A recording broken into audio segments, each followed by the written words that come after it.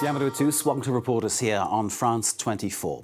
Iran is marking the 40th anniversary of the uprising that led to the exile of the Shah and the establishment of what was called the Islamic Republic. The Ayatollah Khomenei then became political and spiritual leader, and to the West, very much a hate figure. Well, today, Iran is a society trying to find a balance between the tenets of that revolution and its religious fervour and the demands of a young population hungry for social and political change.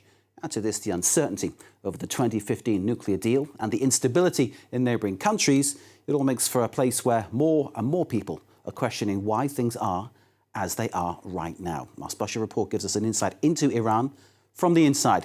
So let's take a look. Catalina Gomez-Angel and Catherine Viet.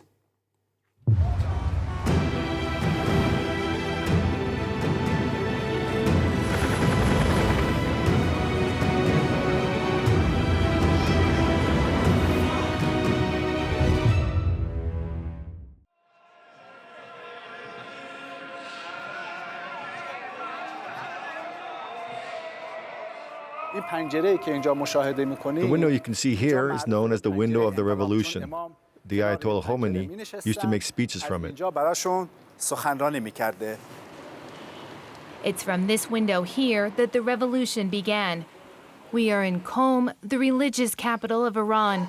In the 1970s, Ayatollah Khomenei opposed Shah Mohammad Reza Pahlavi's monarchy. The most important thing was that the Ayatollah Khomenei saw that the Shah was under the US's influence. The Ayatollah wanted the regime to let go of this influence. He wanted us to be independent and for Iranian culture and Islam to be respected.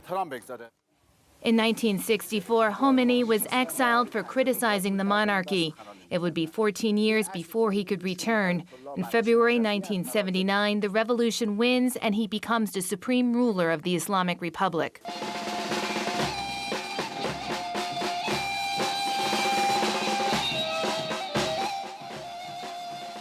The desert city of Qom has become the de facto seat of power, where the country's main political decisions are made. This is also where the great Ayatollahs make their pronouncements. These religious leaders are responsible for educating clerics.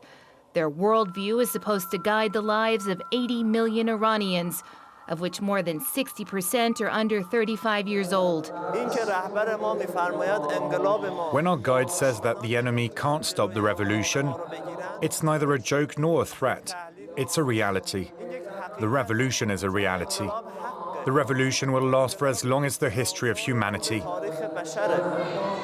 Over the past 40 years, different schools of thought have emerged, causing a clash of ideologies in Qom. Reformers believe more freedom must be given to Iranians, while fundamentalists are fighting to maintain an ultra-conservative model that's been in place since the revolution. One of the subjects that we study in the seminar is linked to corrupt thoughts which come from the West, based on humanist psychology. For example, everything which is connected to free will or to feminism, which is spreading across society with the goal of destroying cultures and subcultures opposed to Western ideas. But we believe our Islamic and Iranian culture will not easily be destroyed. This clash of cultures between conservatives and moderates grows as Iran prepares for the future. The current supreme leader, 80-year-old Ayatollah Ali Khamenei, has been at the helm of the country since Khomenei's death in 1989. But suffering from prostate cancer, the search is on for a successor. Today, there's an open war between the West and Islamic countries. And in this war, we believe that God will help the youth to overcome the danger. This is the garden at Masumieh Seminary, considered to be Qom's largest religious center. Young graduates of the country's best universities study here for a religious career. The conservatives seem to have won the battle of ideas, but you don't have to travel far to find opposing voices. The town of Qom doesn't allow for much progress because it's a religious town. We can say that over the past 5 years, there hasn't been a single step forward.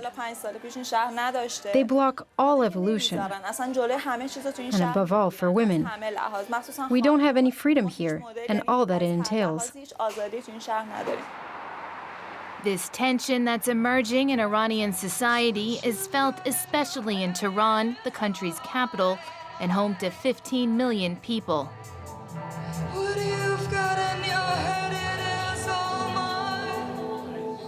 It can be seen on stage, where one of the country's very few female artists is performing. Since the revolution, women's rights have been curtailed. They're forbidden to sing in public.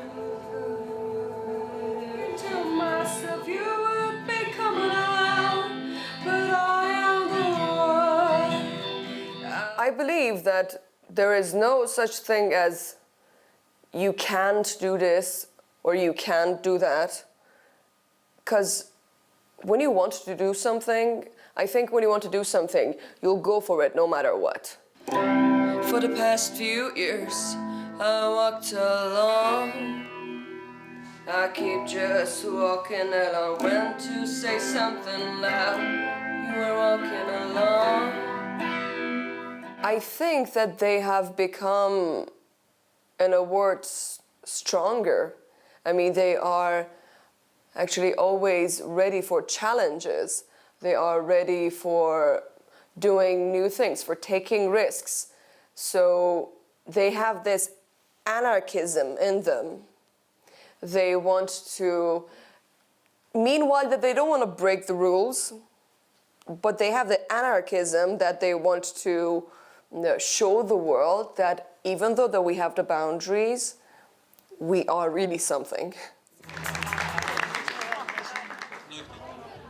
Media, too, is pushing boundaries. New magazines are being produced aimed at the current generation, those who grew up with social networks. Here is the editorial team of Nagahane. They are nearly all younger than 25. The spread of the internet and growing popularity of social media has changed journalistic practices and the way information is consumed. More than half of the population owns a smartphone. For the past few years, this journalist has been following the shift. I think that at a certain moment, the ideology will stop working. Few young people are taken in by it. Those who grew up with music, dance, and art are forming a generation. There are around 30 to 40 million of them, and they are very powerful. I think they're trying to push Iranian society forward. I'm not saying they'll change it for the better or for the worse, but they'll make it evolve. Rahani Teravate is one of those artists who's raised her profile through social media. The photographer posts on Twitter and Instagram, which is very popular in Iran, but authorities have threatened to block access to it. We can already see changes in several areas. For example, the veil, the hijab. Before, when we went out into the street wearing a certain kind of veil, people looked at us with insistence, and often they spoke to us and criticized us. But now, if you go out into the street in this kind of veil, the situation has calmed down. Social media stars can have more than 100,000 followers. Rahani gained worldwide notoriety 5 years ago, making a music video of Pharrell Williams' song, Happy. The video was widely shared and drew the wrath of religious authorities. Found guilty for not wearing a headscarf and dancing, she was arrested for 4 days, then released on bail. What's happening today is that people have learnt to react. They have understood that they need to defend their ideas. And at the very least, they react on social media when they don't agree, or they judge something unacceptable. That's new. Before, it wasn't like that. For example, in 2009, people took to the streets. Today, people protest on social networks. Reformist politician Mustafa Tajzadeh also understands the power of social media. He was one of the leaders of the 2009 Green Revolution. At the time, millions of Iranians took to the streets to challenge the outcome of the presidential election that kept the conservative Mahmoud Ahmadinejad in power. After spending several years behind bars, he now uses the internet to get his message out along with his wife. Social networks have destroyed one of the main pillars of oppression in Iran, and that's the monopoly of information. Tajzadeh addresses a small crowd in Tehran. Among the topics discussed, the political future of Iran and its economic difficulties, and the consequences of increased sanctions by Washington. Iranian society doesn't want a new revolution. It's what Trump believed when he imposed economic sanctions. He thought that within 3 months, millions of people would protest. But that didn't happen. And in my opinion, it won't happen for the time being. Because society has changed. And even if the people are not satisfied, they wouldn't risk putting Iran's future in danger, as has happened in other countries in the region. Mohtashemi-Pour was 15 years old during the Islamic Revolution. Today, she helps women start their own businesses. These last years, I've witnessed women's evolution and their demands. It hasn't uniquely taken place in big cities. Wherever I go, women's demands are more or less the same. They want to be equal to men, with the same salary. They want to be able to change laws if these aren't well applied, and obtain their own rights.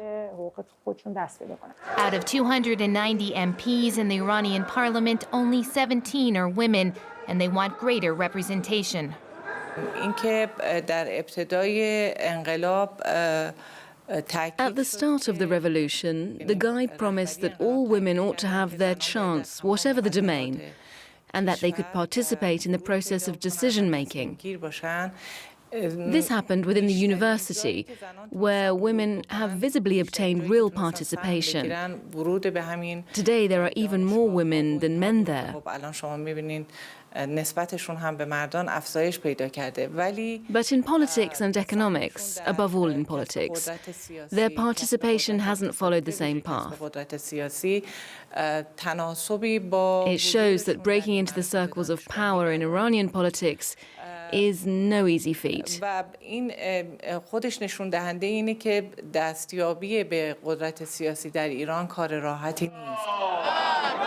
On December 30th, in Imam Hussein Square, hundreds turn out to show their support for the government. They believe in the revolution and follow the supreme leader's teachings. A member of the voluntary militia, the Basij, Hamid Riza, is a staunch conservative.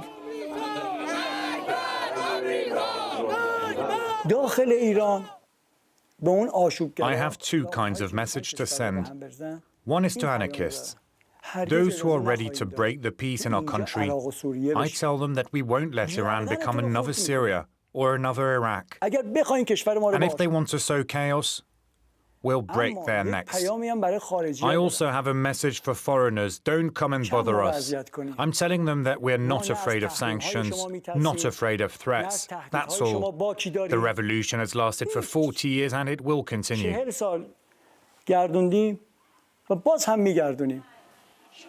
Like others at the rally, Riza criticizes the young people's desire for change. He's also critical of women's demands for more freedom. The women that I've seen without veils belong to different groups. Some haven't received affection from their family. And when this is the case, they are angry with society. They want to be noticed. The result? They make the mistake of uncovering themselves. The others have drug problems. It's an issue that exists now. These poor souls aren't aware of it, but they go to restaurants and smoke the water pipe, and they don't realize it contains drugs.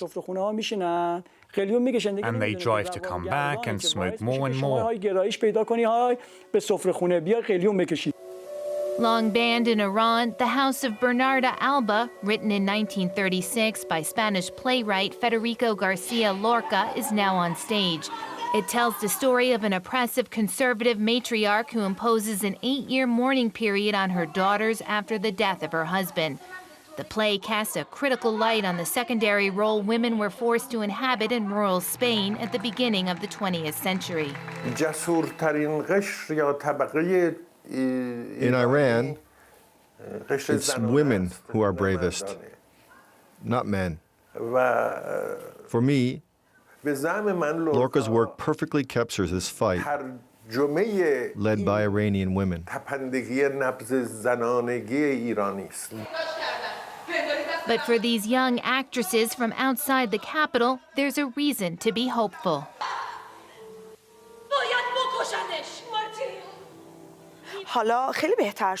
While the situation has improved in recent years, and society has really opened itself up, certain traditions still weigh heavily. When we read the story of Bernarda Alba, we can see that Iranian women are always coming up against these kinds of traditions and are always trying to free themselves of them. And in the end, they succeed, or they don't. What path will the revolution take? Will the mullah's regime adapt to the aspirations of this generation's social media savvy young people who clamor for more freedom? Or will the supreme leader continue to govern with an iron fist? 40 years later, Iran is at a crossroads. Our report, Iran, 40 years after the Islamic Revolution. One wonders what the next 4 decades might bring.